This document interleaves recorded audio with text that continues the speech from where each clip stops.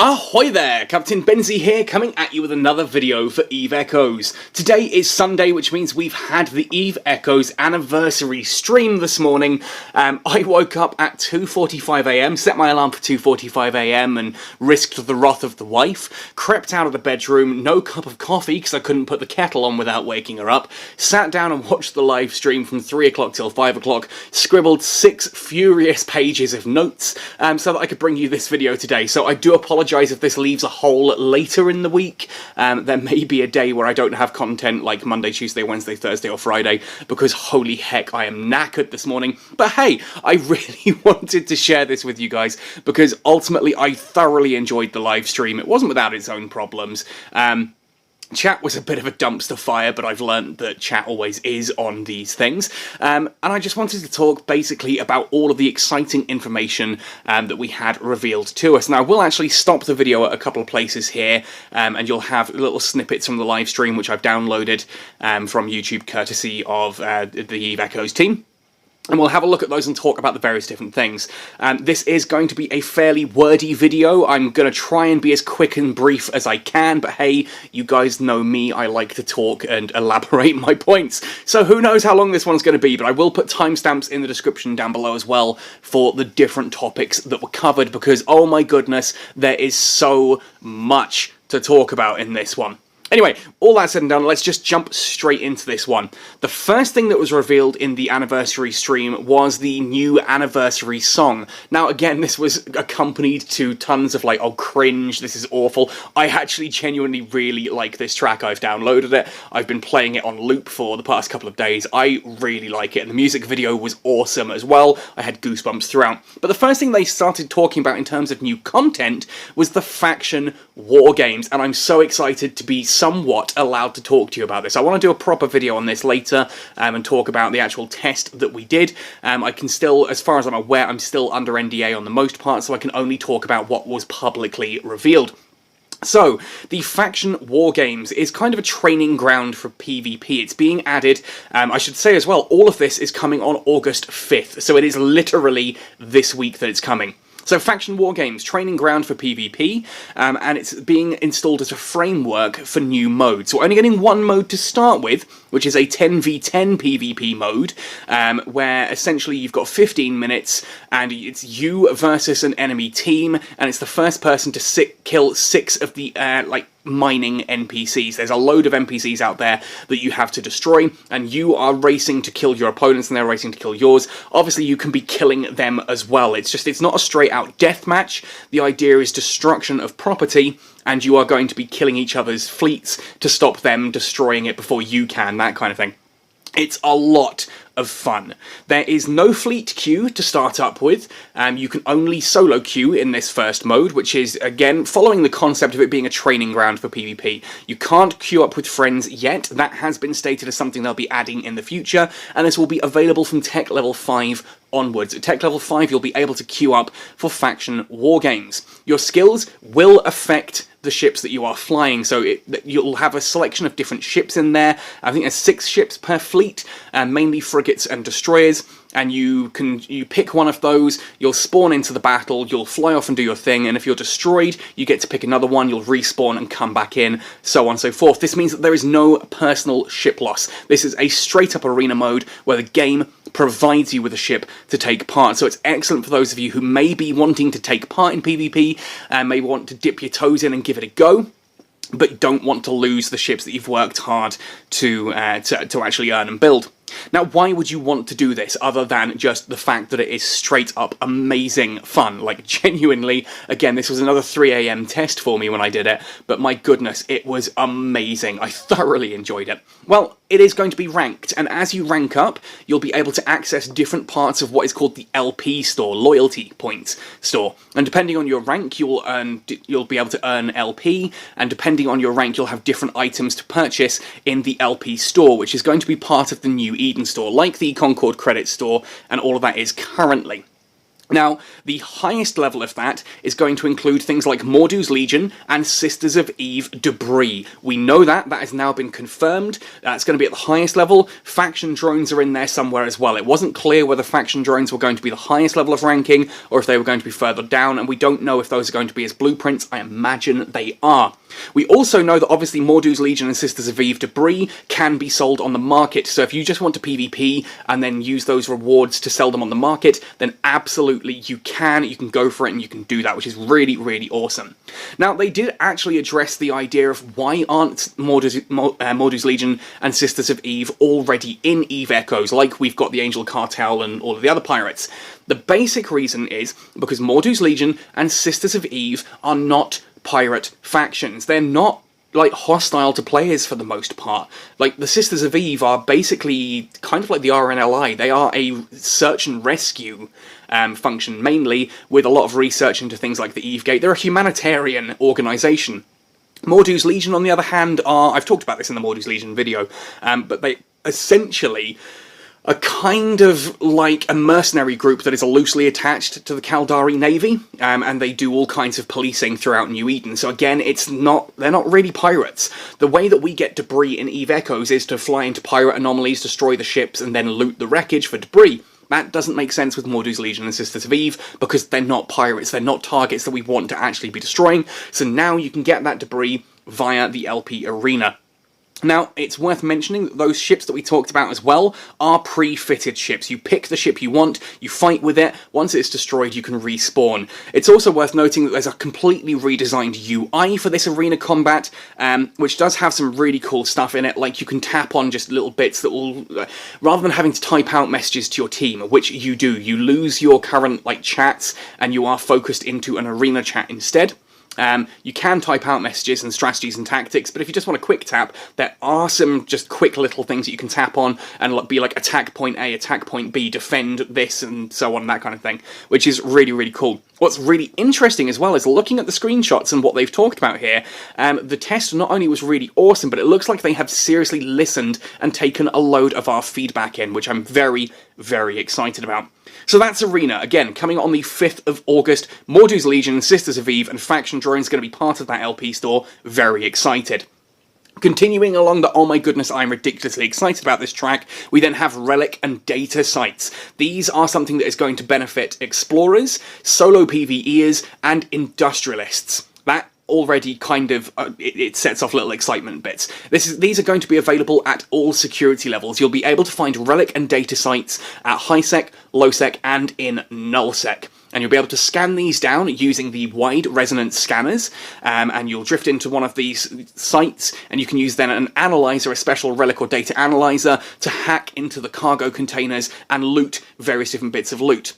These are safe sites. They're relics. There are no living pirates in there, is how Melos worded it during the stream, which means it's excellent for solo PvEers who maybe just want to drift around in something like a Heron Explorer, or heck, even a Heron Covert Ops, and just hack into these sites and get some loot. Now, the loot that they mentioned was ship rig blueprints, and I imagine these will be the same blueprints as you would otherwise find in a similar Inquisitor or Scout anomaly. So if if you're in Angel space, it'll be the same rigs that you'd get in an Angel Inquisitor or Angel Anomaly, a Gurustus Inquisitor and Gurustus.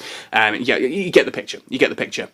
But also these things called industry decoders. These, again, can be sold on the market. I want to stress that right off the top. Industry decoders can be sold on the market. So what are they? Well, essentially, they're little modules that when you, as an industrialist, go to build something, you can plug in a decoder, or up to 11 by the looks of things. And each one of these that you plug in will do things like modifying the costs, modifying the time, etc. for the individual build that you're about to do. Now, they do come with pros and cons. So for example, if you're reducing the time, then you're going to pay more in materials. If you're reducing the material cost, it's going to take longer to manufacture. But if you're one of these industrialists who, you're going to set up a load of stuff just before you go to bed so it's all done in the morning, if you're going to have 8 hours worth of sleep, oh, now that's a novel concept, and the ships or whatever you're cooking are only going to take 6 hours, then it doesn't matter that you can make them a little bit longer. They're still, going to be ready for you in the morning. it brings up a really interesting idea of how can you maximize things here for profit. And I just like the fact that it's another little thing added in for industry. So for me personally, I'll be going out and finding a load of these exploration sites, and then I'll be selling these industry decoders and the ship rig blueprints on the market. It's a great way to make money as a solo PvE player. So it's a new way of doing this. Obviously, I say it's safe from pirates, like NPC pirates, but there is every opportunity and chance, of course, if you're in low or nullsec, someone else can scan you down, jump in and ruin your day while hacking, so the standard rules for low sec and nullsec will apply. Beware of other players. Moving on, the third part they talked about was a revamp of the tutorial system. Now, the first thing I want to really, slam out here is that is in itself amazing. We are a year into the game and the developers are still looking at how can we make the experience better for new players. The reason I started making content for EVE Echoes was because I knew this was a complex game and I wanted to try and teach new players how to get over that skill barrier. Learn enough to stick around in the game, and then keep you interested long enough to keep you in the game. It's all about building that community, and the devs are doing the same thing here. They have realised that a lot of people pick up the game, start to play it, get the ever-living daylights confused out of them, and then just kind of give up. This is intended to help new players, or indeed some old players, sort of learn how the game works, or how to revise how the game works. Now, the theory was that the current basic tutorial is too short at the beginning. It kind of gives you a couple of little bits and pieces and then thrusts you into the game. Then the advanced tutorial that follows doesn't really teach you all that well. It's kind of just a checklist of stuff to do, but it doesn't really teach you what to do with it. There are some nice little features in there, like a couple of the missions and that you can do as part of the advanced tutorial, but they've mentioned that there wasn't really all that much engagement with these, so they're looking to find a way to sort of improve engagement with that. So this new system is completely optional. If you've already gone through it, you don't have to go through it again, and if you're a new player, you can just kind of switch it off and go through. And talking about it being optional as well, it does look like some of the missions that you do, rather than the advanced tutorial where you kind of have to tick off all the boxes to proceed, in this one it looks like if you don't want to do a mission at all, you can just kind of mark it as done and keep going, which is really cool, and it's going to show you progress and how you go through it. Now, the concept then, as I said, is that more tutorial missions will be added, showing rather than telling. Things they mentioned as examples: how to escape from a miner hunter, shoving you into a venture, having an NPC jump in and try to ruin your day and teach you how to avoid that situation, so you don't end up as one of those salty miners who's like, oh, I hate pirates, they're horrific, and then you quit the game. You learn how to actually deal with that and accept it as part of the game. It's part of the fun of mining. Honestly, for me, I like the fact that when I'm mining, there is a chance I'm going to be jumped. You have to keep on your toes. Anyway, how to kill frigates with webs was another one. They talked about how to, showcase kiting and using capacitors and things like that. So there's a lot of stuff in there. As me turning the page, there's a lot of stuff in there in the new beginner tutorial, which is really cool. I will still, of course, keep making the Catskull Academy. I do intend to actually go back and completely redo a lot of the old Catskull Academy lessons in the more recent format. If you watch my video on drones, you see I've got a load of exciting new assets in there, and I'd like to go back and redo things like prop mods, the propulsion jamming, capacitor, all that kind of thing. Just make it a little bit more formal and actually almost develop a course for EVE Echoes. But hey, that's neither here nor there. That's not what you're here to hear about. The fourth thing they talked about was then very exciting: corporation ancillary structures, and this is amazing. Like, for those of us out in nullsec, this is game-changing.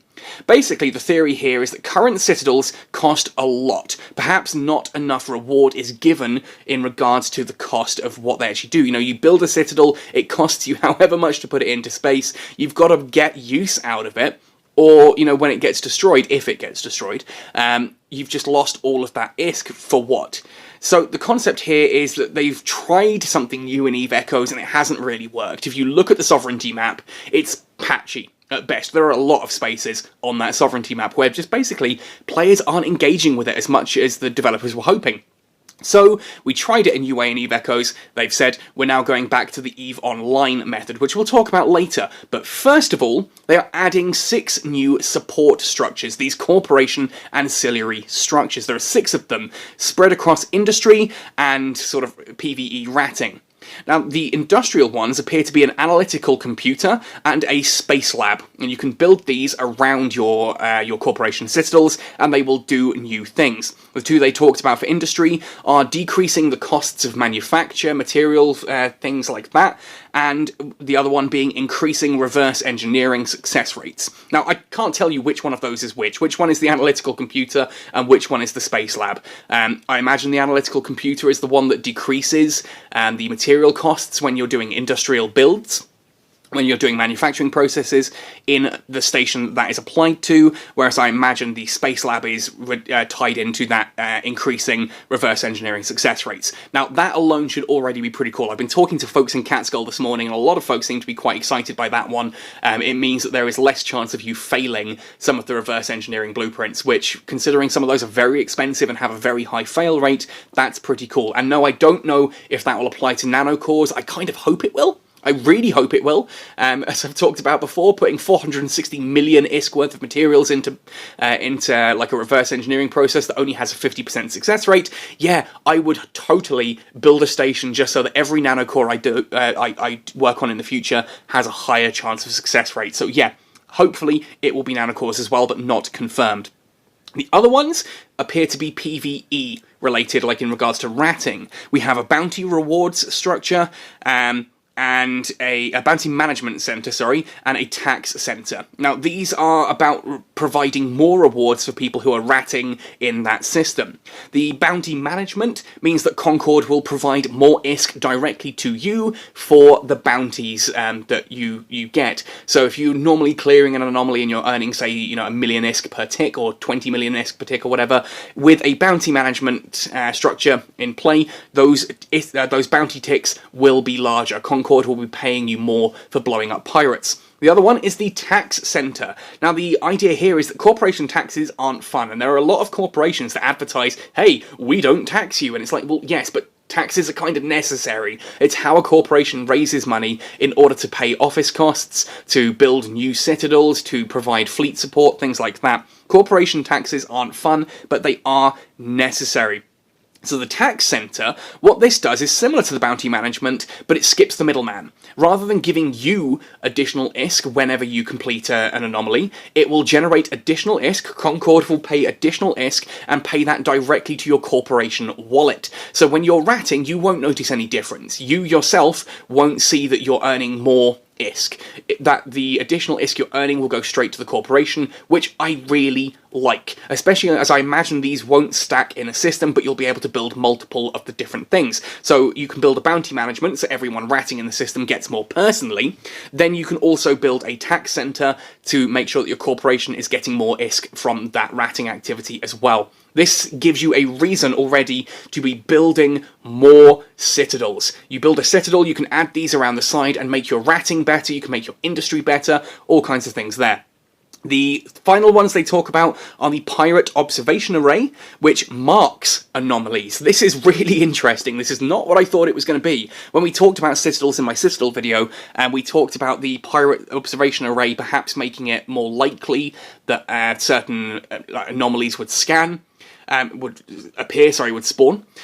we've actually got is the Pirate Observation Array marking anomalies. So if you've got a Pirate Observation Array in system, it will mark which anomalies were generated by the pirate base, and thus which ones are likely, if you clear it, which ones will then respawn possibly into a Scout or an Inquisitor, and which ones are spawned by the system, because system-spawned anomalies do not respawn into Scouts or Inquisitors.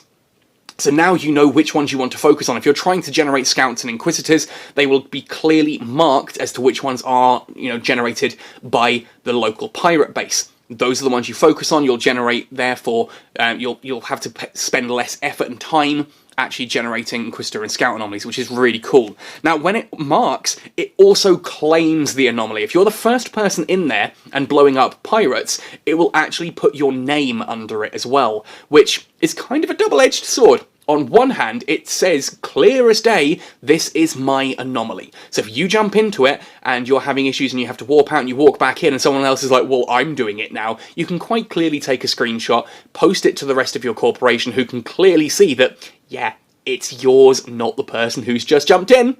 That's quite cool, but it does also very clearly indicate to any roaming pirates that there are people in system clearing anomalies, which that's a little marker for me. It's a little flag that sits there and says, oh, you might want to just check this system a bit more frequently. So it's a double-edged sword, but I think it's beneficial overall, and either way, I really like both aspects of it. Now, you'll notice I've only mentioned 5. The 6th one is kind of, I think they're kind of cheating when they say they're getting 6 new structures. The 6th one appears to be basically upgrading the Corporation Citadels. I will explain more of that in just a moment. First of all, though, these Corporation Ancillary structures, these support structures, have a comeback mechanism. They are technically indestructible. Basically, when you shoot one of these down into its full reinforcement stage, it will cut its bonuses by 30, maybe even down to 30 or even 20% of what it would normally do. So it's far less effective as a module, but it doesn't destroy it. After the reinforcement timer completes, the support structures will return back to a full 100% health and need to be sort of attacked again if you want to get rid of those bonuses. Now, this idea here of interrupting, not destroying, means that they are more attractive to build. You don't want to spend all of this ISK and then just have a group of pirates come along and nuke it straight out of the sky. What it means is that you can build these and not worry about having to defend them so, intensively. It does also mean as well that you can it gives you a new sort of bit of tactic when you're going up against your opponents. You can launch into their space and try and hamper their industry, try and hamper their ratting, that kind of thing, just screw with their systems and then come back. It means that there's more ways to messing with your opponent than just blowing up citadels. It's like how you can destroy miners to impact their industry. Now you can impact industry by blowing up support structures. Now, I mentioned that the 6th part here is the upgrade of the Corporation Citadel. Now, as of the 5th of August, when this all gets added, all Corporation Citadels currently in the game will be set to level 1, which is what they are. You can then, basically, initiate an upgrade process, and then people can come and donate materials towards that upgrade. It's not like you have to gather all the materials, then, start to upgrade it. You can initiate the upgrade process, and then your corporation or alliance come in and plug in the bits, make donations in order to actually complete that and upgrade it to level 2. Now, once the Corporation Citadel has been upgraded to level 2, it has that same sort of comeback. It becomes an indestructible Citadel. It means if you push it all the way down to reinforcements, you'll lose all of its bonuses, and it goes into a lost control status.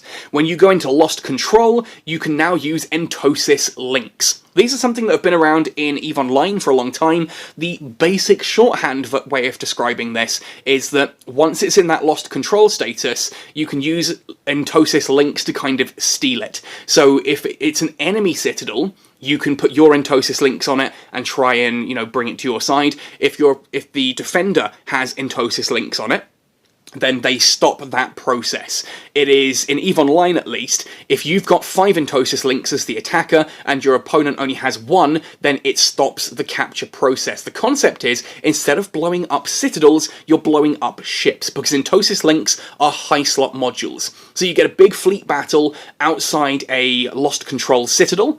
They are going to be sitting, all of you are going to have your Entosis links on, and basically you blow up your opponent's fleet to destroy their Entosis links so that you can claim that citadel. Now, I've seen some folk already saying, oh, I'm really worried about this, industry, building the stations, etc., is one of my big sources of income. I've made a lot of ISK off this. Does this mean I'm going to lose out on ISK because people aren't going to be replacing citadels? Well, the thing is, people aren't really building citadels right now. Again, look at the sovereignty map. It's patchy at best. This now means that more people are going to want more citadels. They're going to want them in pretty much every system they have. You're going to want to claim chunks of sovereignty, which means if you're someone who is selling citadels, you're going to be able to make more money off that. You've also got these new structures that you can build and sell as well, which is going to be pretty cool. And the fact that they're not destroyed just means that people are going to be more comfortable spending that amount of ISK to build them. And it's actually going to create frontiers. If you have a local alliance that is, opposed to you, maybe not friendly, not blue at least, you're going to reach a point where you get, like, a genuine border Like, we have corporation citadels across our territory. At the moment, we're not in danger of overlapping with anyone. But as we start building more, yeah, there's a chance that actually another alliance might come to our doorstep, at which point we have a frontier, and battles can be fought over those frontier stations, and you start claiming territory and chewing into your opponent's sovereignty. That is awesome. This is what we've been waiting for. This is a big boost to everything. It gives sovereignty purpose. It creates conflict. It creates new ISK for industrialists to be building more stations in order to fill space. Remember, you need to build it, sell it, and then they need to upgrade it before it becomes indestructible, so you're still going to have a few that are destroyed before they're able to be properly sorted, and then there's going to be these back and forth wars between it as well. I am all of the excited for this. Like, that is really cool for me. Super, super exciting. If you're interested in learning more, do check out the Entosis link page of EVE University. Again, it's the EVE Online data, but it kind of gives you an idea of where we're going. Now, the next bit is Project Discovery. I'm jumping ahead slightly here. They did talk about one other thing, which we'll talk about in a second. Project Discovery, though, is the next part I want to talk about. This is due to arrive some point in the future, in the next year. This is not August 5th. This is coming soon. Now, if you're not already familiar with Project Discovery, this has been around in EVE Online for a long time. Essentially, what they've done in EVE Online is they've added these Project Discovery mini-games that you can participate in and give you in-game rewards, and by participating, you are helping real-world scientists analyse their data. Now, in this particular one, you'd be actually analysing real-life scientific protein disease samples. Basically, without going too much into the science, they do talk about it in the video, and I do remember a little bit of this from sort of my forensic chemistry and pathology degree.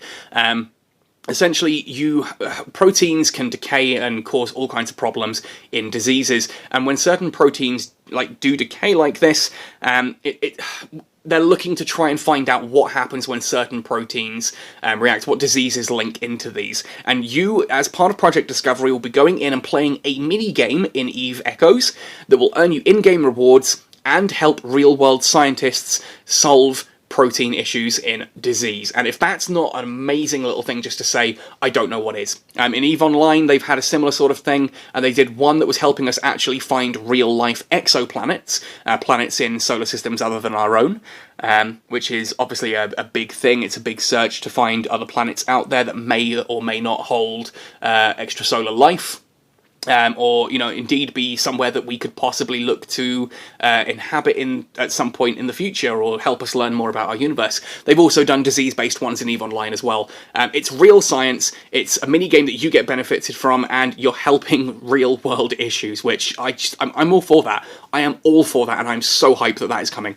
The final thing to talk about then, the big one that a lot of people are up in arms and very excited about, or very against depending, is the Dreadnoughts and Carriers. Now, first of all, I'm just going to let the video here play out because I want to talk about a couple of bits that are in this.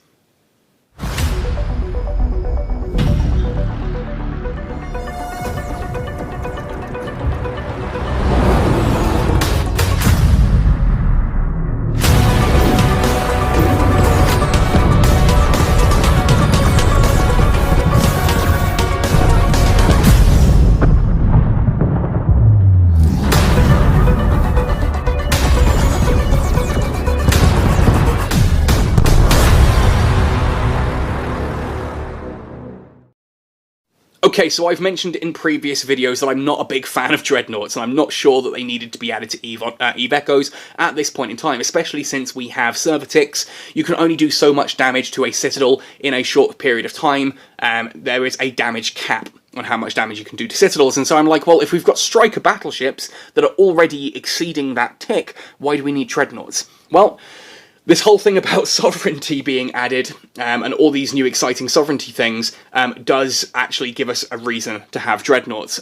But also adding Carriers adds a whole new dimension as well, which does then also give Dreadnoughts a reason to exist. The fact that they've also announced Carriers means that I'm less annoyed at the Dreadnoughts being added. I think actually then it does make sense.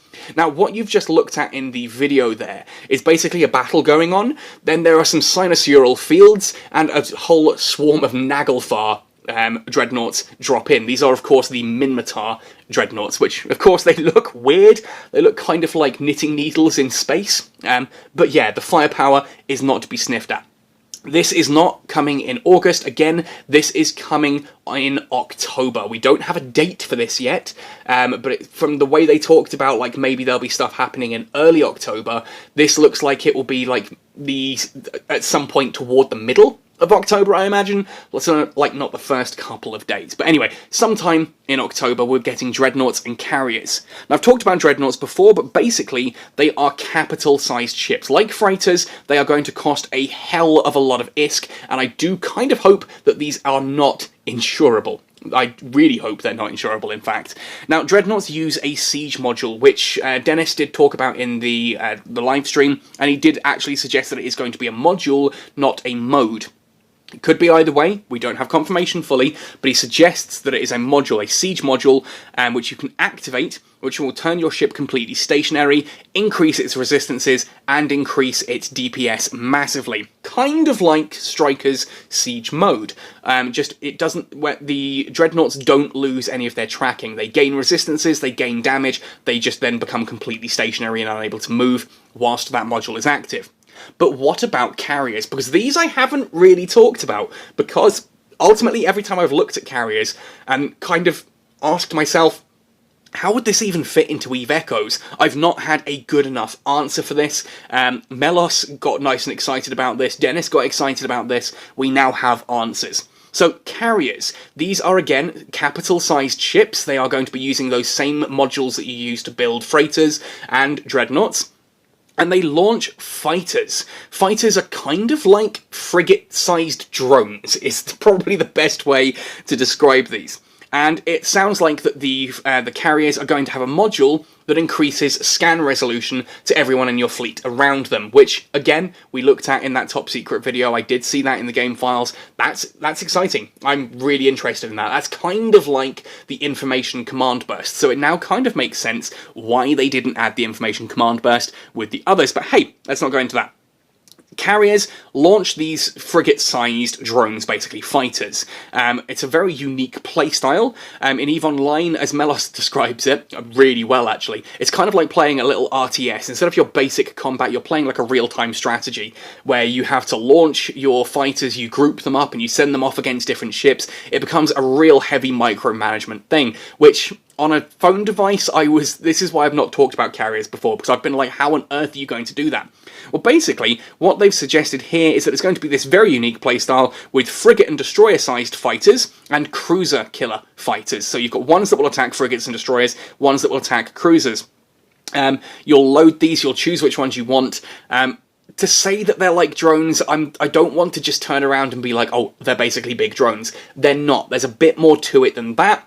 But again, more will remain to be seen. They've said that they'll talk about this more as we get close to the time. There's not much I can say other than what we were told there, which is that they will have frigate and destroyer hunting fighters and cruiser hunting fighters. And it'll be a whole new user interface for the carrier pilot when it's used. Now, on the subject of drones as well, I'm not going to go into the questions that they asked at the end of the live stream. If you want to get those and the answers, I do recommend you go and check it out. I might do a video on those separately, but this one's already getting a bit long in the tooth. Essentially, they did answer one question where someone said, when are we going to get like new drone frigates, like a new Tristan or something like that? Now, Melos annoyingly, infuriatingly even, dodged that question completely. I really want to know when we're getting a Tristan 2 or Tristan Assault or whatever the heck you want to call it, a Tech 10 variant of the Tristan. He basically took that opportunity instead to answer the question of why there aren't as many drone ships in the game, and it's basically because drones are actively put forward in the data as ships. They have every single stat that a ship would have. They even have module slots and things like that on them. So when you are flying a drone, if you're flying a drone ship that has, say, 2 drones, so me and my worm, I'm flying out and I've got 2 drones doing their thing, that's the equivalent on the server of myself and 2 friends, say, all in slasher interceptors, in that combat instead. So if you've got something like a Dominix, that's a battleship and 5 other ships. So if you've got 10 Dominixes out there, well, those 10 Dominixes are suddenly acting as if they were, 5 drone tubes, so that's 60 ships. This is why some of those big battles really do lag out. And it does beg the question that if you don't need to use your drones, don't launch them. If you're in a situation where you don't necessarily need to use them, that's a way you can reduce your server load and things like that. But I'm not going to place that blame onto the player. Melos does mention it's something they're looking into fixing, and I really hope they do. But either way, I really hope they add like a Tristan Assault or a Tristan 2 at tech level 10, just like we still need a Rifter variant at tech level 10. But hey, I've now come into personal ranting outside of the anniversary stream. Now, in order to end this one off, I am going to basically let the music video play out for the anniversary theme song called Infinity. I really like this track. I hope you guys enjoy it as well. Thank you for listening to this one right the way through. If you do have any questions at all, feel free to ask me in the comment section down below. Jump onto the Cat Skull Discord as well. I will be answering questions as much as I can, although, my goodness, I need to sleep. My brain is falling out my ears, so apologies for any sort of rambling on off the side topics. Anyway, folks, thanks ever so much for watching this one right the way through to the end. Happy sailing, and see you in New Eden!